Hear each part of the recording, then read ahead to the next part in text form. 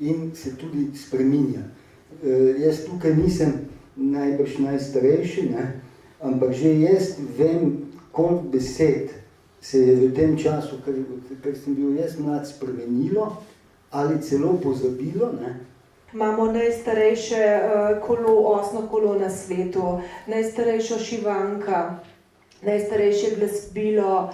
In če pa z enim tujcem govoriš, je najbolj, da mu 3 nule zraven narišeš, da bo domu, da so egipčanske piramide 5000 let stare, naša piščal pa 50 000 ali 60 000 let. Ne? Slovenci smo izvorno ljudstvo, izvirni smo. Izviren pomeni tudi avtohton, domoroden. Nismo nič več vredni, pa nič manj vredni od ostalih narodov, ampak smo pa nekaj posebnega. In te posebnosti bi se mi mogli zavedati, predvsem je pa to jezik. In to je tista stvar, ki naš duh drži po koncu in zaradi tega živimo. Slovenska zavest gre skozi ljudsko pesem, skozi himno, gre naprej. In glasba je tako univerzalna, da celo ljudje začutijo jezik, čeprav ga ne poznajo. So stvari bolj komplicirane, ampak danes bi jih radi nekateri zelo zatušali, ker danes je moderno multikulti, vse to Bog in grehe odpusti, jaz se jih ne bom. Dober goro, ptičice,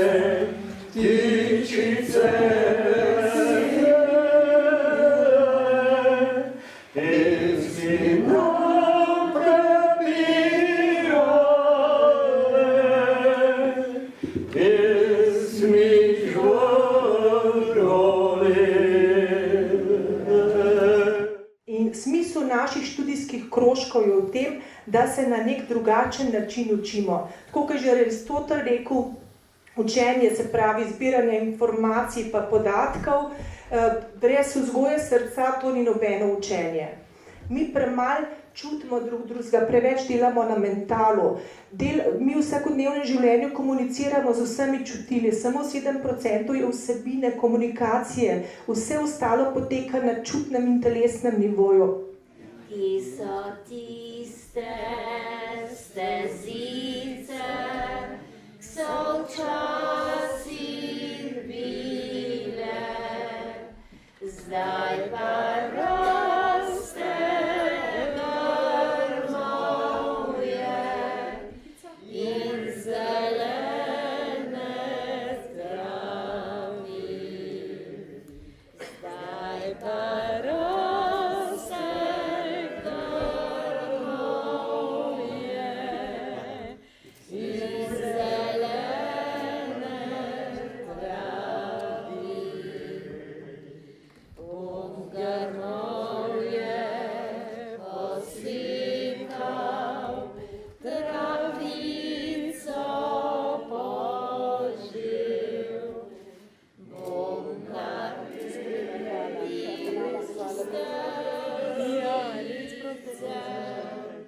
Ki so včasih